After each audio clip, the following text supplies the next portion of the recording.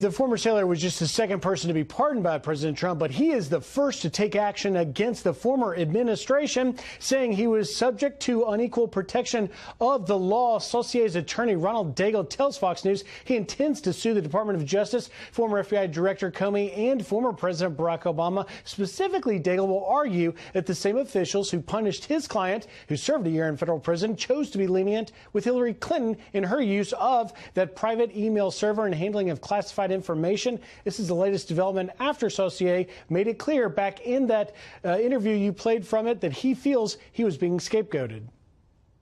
For somebody that like myself, who's patriotic, and all I ever wanted to do was serve my country, and it was a clear attempt by the Department of Justice, under Obama, to use me as a scapegoat to take the heat off Hillary Clinton for mishandling classified information.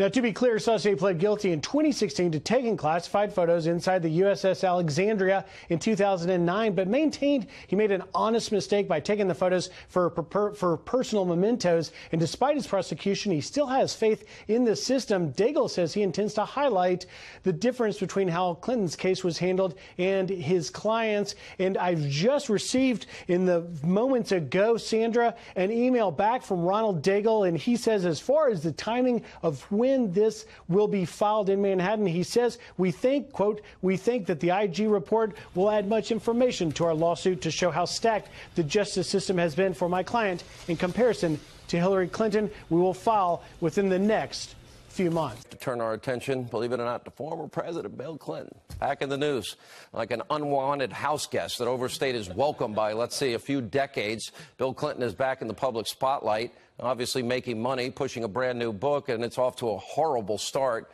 So what the grandfather, we can call him the grandfather of today's Me Too movement, Clinton failed to realize is that it's no longer 1996. And all his buddies in the mainstream media can no longer afford to give him the free pass on his history of rampant, horrific sexual misconduct. During an interview with NBC News, the former president was finally pressed. Now, they could have done this before the election, but of course they wanted Hillary to win. But he was pressed on how he mishandled the Monica Lewinsky scandal. And almost unbelievably, Clinton, who was impeached for lying under oath, said he did the right thing. Remember, Paula Jones said he dropped his pants and got naked in front of her. We know what Juanita Broaddrick charged him with rape. Kathleen Willey groping, grabbing, fondling, touching against her will in the Oval Office. And then, of course, Monica. Watch this. Clinton says critics are now pouncing in light of the Me Too movement, but he stands by his decision to fight impeachment rather than resign. So a lot of the facts have been conveniently omitted to make the story work. But I think partly because they're frustrated that they got all these serious allegations against the current occupant of the Oval Office, and his voters don't seem to care. I think I did the right thing. I defended the Constitution. Yeah? What fact was omitted? Please tell us, because let's see, you lost your law license, you lost a judgment in the case of Paula Jones and paid money, and yeah, you were impeached. Finally, you got to give some credit to the mainstream media. They obviously lost sight of what their usual bias is. In this case, it was NBC. Craig Melvin continued to press Clinton, and the former president just could not take it, handle it, or even believe it. He's living back in 1996. Take a look. Do you think differently or feel more responsibility? No, I felt terrible then, and I came to grips with it. Did you ever apologize to him? No, yes, and nobody believes that I got out of that for free. I left the White House $16 million in debt. But you typically have ignored gaping facts in describing this, and I bet you don't even know them. Do you feel like you owe her an apology? No, I do. I do not. I've never talked to her.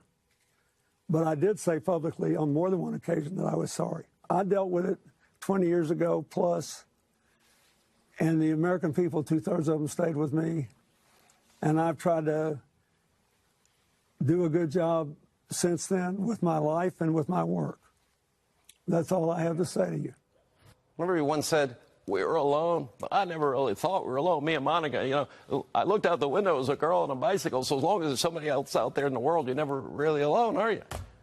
Did not have sex with that woman, not a single time. For years, both Bill and Hillary Clinton, they've acted above the law. The complicit media gave them a pass. They ignored all of this in the 2016 election. And Bill Clinton's sick, perverted history of sexual misconduct, including all of these allegations. We've interviewed these women, even rape, have gone unpunished. And the media didn't bring it up in 2016 because they wanted her elected.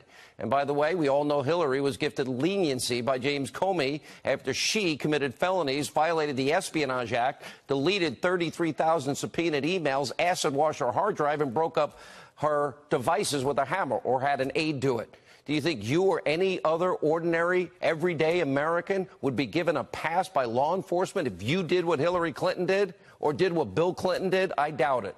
And what about the Clinton campaign paying a foreign spy to cook up unverified, untrue, proven false in most cases, Russian intelligence to use as an research against President Trump? Anyone in the Clinton campaign under investigation for that Russian collusion? No, the Mueller witch hunt is only investigating Trump associates. We have a two-tiered justice system. This is the danger in this country today. If we're going to remain a constitutional republic, one that benefits the Clinton at every turn, and they have laughed all the way to the bank.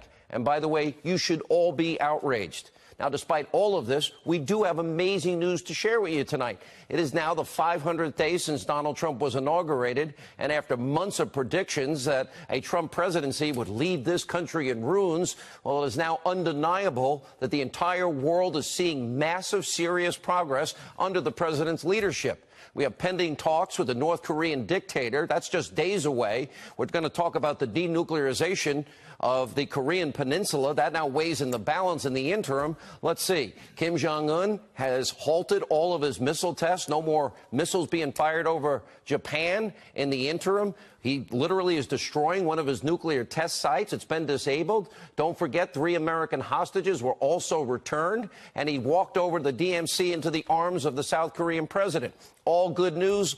Not a dime paid, like in the case of Obama or Clinton, in showing peace through strength works.